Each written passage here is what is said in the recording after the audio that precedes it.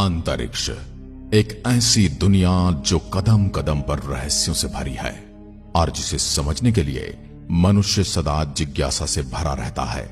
अक्सर इसके रहस्यों को सुलझाने के लिए, स्पेस की मिस्ट्रीज को सॉल्व करने के लिए इंसान अपने उपकरण और कई बार स्वयं भी अंतरिक्ष में जाकर यात्रा करते हैं और उसके रहस्यों से पर्दा उठाने की कोशिश करते हैं।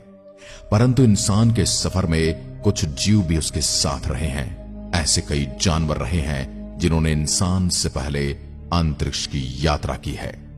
मानवों के अंतरिक्ष में कदम रखने से पहले जानवर अंतरिक्ष की खोज में अग्रणी रहे हैं। बंदरों, कुत्ते से लेकर बिल्ली तक इन बहादुर जानवरों ने अंतरिक्ष यात्रा के जैविक प्रभावों के बारे में महत्वपूर्ण जानकारी पाने में इंसान की मदद की है।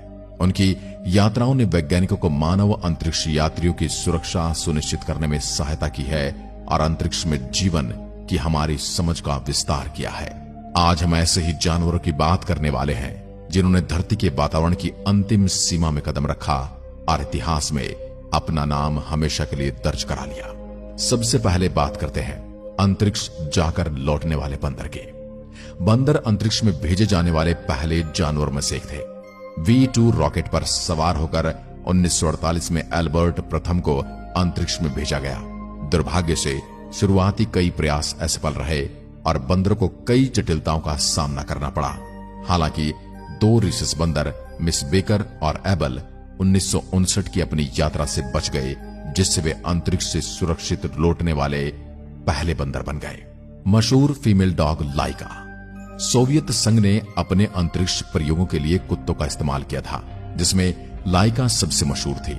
1957 में लाइका स्पुतनिक 2 पर सवार होकर पृथ्वी की परिक्रमा करने वाला पहला जानवर बन गया, लेकिन वो बच नहीं पाया।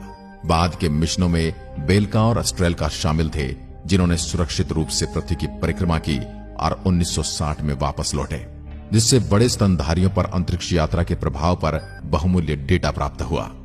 नंबर 3, जब स्पेस में गई बिल्ली। 18 अक्टूबर 1963 को फ्रांस ने पहली बिल्ली फेलिसेट को अंतरिक्ष में भेजा। अपने मिशन के बाद फेलिसेट को सुरक्षित रूप से बरामद कर लिया गया। फेलिसेट एक फ्रांसीसी बिल्ली 1963 में अंतरिक्ष में जाने वाली पहली बिल्ली बन गई। उसके मिशन ने वैज्ञानिकों को अंतरिक्ष यात्रा के मस्तिष्क पर पड़ने वाले प्रभाव का अध्ययन करने में सहायता की। नंबर 4, सुअरों का अंतरिक्ष सफर। साल 1961 में सोवियत संघ ने अपने अंतरिक्ष मिशन कॉर्बल स्पुतनिक 4 पर सवार होकर गिनी सुअरों को लॉन्च किया। ये जानवर बायोमेडिकल अनुसंधान का हिस्सा थे, ये देखने के लिए कि स्तनधारी अंतरिक्ष की परिस्थितियों में कैसे प्रतिक्रिया करते हैं। अंतरिक्ष जीव विज्ञान के ज्ञान में इजाफा करते हुए उन्हें सुरक्षित रूप से पृथ्वी पर वापस लाया गया। नंबर 5, चूहों ने भी की है अंतरिक्ष की सैर। 1950 के दशक से चूहे अंतरिक्ष के लगातार यात्री रहे हैं। ये छोटे कृतंक अंतर्दृष्टि प्रदान करते हैं कि सूक्ष्म गुरुत्वाकर्षण जैविक प्रणाली को कैसे प्रभावित करता है, यानी कि गुरुत्वाकर्षण के बिना ये जीव कैसे रिएक्ट करते हैं और इनके शरीर पर इसका क्या प्रभाव होता है, जिसमें मांसपेशियों और हड्डियों का नुकसान भी शामिल है। क्या उन्हें कोई नुकसान होता है? नासा अलग अलग रिसर्च के उद्देश्यों के लिए अंतर्राष्ट्रीय अंतरिक्ष स्टेशन ISS के लिए मिशन पर चूहों को भेज चुका है। मेंढक। नंबर 6, 1970 में नासा ने ऑर्बिटिंग फ्रॉग ऑटोलिथ मिशन के हिस्से के रूप में 2 फुल फ्रॉग लॉन्च किए। इस प्रयोग को इस बात का अध्ययन करने के लिए डिजाइन किया गया था कि अंतरिक्ष उड़ान ने मेंढकों के वेस्टिबुलर सिस्टम को कैसे प्रभावित किया, जो उन्हें संतुलन बनाए रखने में मदद करता है। मिशन ने इस बात पर महत्वपूर्ण डेटा प्रदान किया कि सूक्ष्म गुरुत्वाकर्षण केशुरिकियों में संतुलन को कैसे प्रभावित करता है। नंबर 7, अंतरिक्ष यात्री चिंपैंजी। एक चिंपैंजी, इसका नाम था हैम, 31 जनवरी 1961 को मरकरी रेडस्टोन मिशन के दौरान अंतरिक्ष में जीवित रहने वाला पहला प्राइमेट बन गया। हैम की सफलता ने एलन शेपर्ड की ऐतिहासिक मानव अंतरिक्ष उड़ान का रास्ता खोल दिया। नंबर 8, 2 कछुए। साल 1968 में सोवियत संघ द्वारा मिशन 5 के तहत 2 कछुओं को चंद्रमा के चारों ओर ले जाया गया, जिससे वे चंद्रमा की यात्रा करने और जीवित लौटने वाले पहले जानवर बन गए। इन कछुओं ने अन्य जैविक नमूनों के साथ इस बात का डेटा प्रदान किया कि जीव लंबी अवधि की अंतरिक्ष यात्रा और ब्रह्मांडीय विकिरण के संपर्क से कैसे निपटते हैं। नंबर 9, मरफूशा खरगोश। मरफूशा नाम का एक खरगोश 1959 में एक सोवियत अंतरिक्ष मिशन का हिस्सा था, 2 कुत्तों के साथ। मरफूशा ने ऊंचाई पर उड़ान भरी और यात्रा के दौरान बचने में कामयाब रही।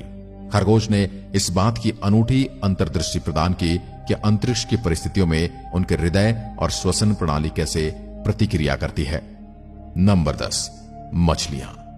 जलीय जीवन पर सूक्ष्म गुरुत्वाकर्षण के प्रभाव का अध्ययन करने के लिए, यानी कि बिना गुरुत्वाकर्षण के उन पर कैसा प्रभाव होगा, विभिन्न प्रजातियों की मछलियों को अभियान का हिस्सा बनाया गया।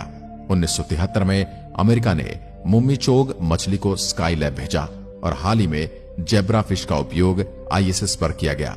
मछली इस बात पर बहुमूल्य डेटा प्रदान करती है कि अंतरिक्ष मिशन मांसपेशियों के विकास और व्यवहार को कैसे प्रभावित करता है।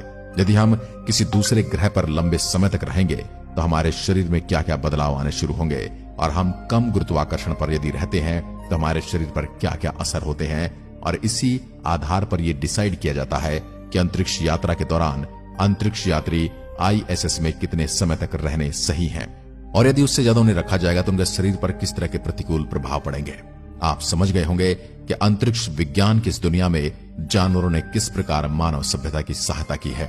आप भी मानते हैं कि इंसानों से पहले जानवरों को इस तरह से भेजना जानवरों के प्रति क्रूरता दिखाता है। जब विज्ञान और अनुसंधान की दृष्टि से यह सही है, कमेंट में लिखकर जरूर बताइएगा। धन्यवाद। जय हिंद, जय भारत।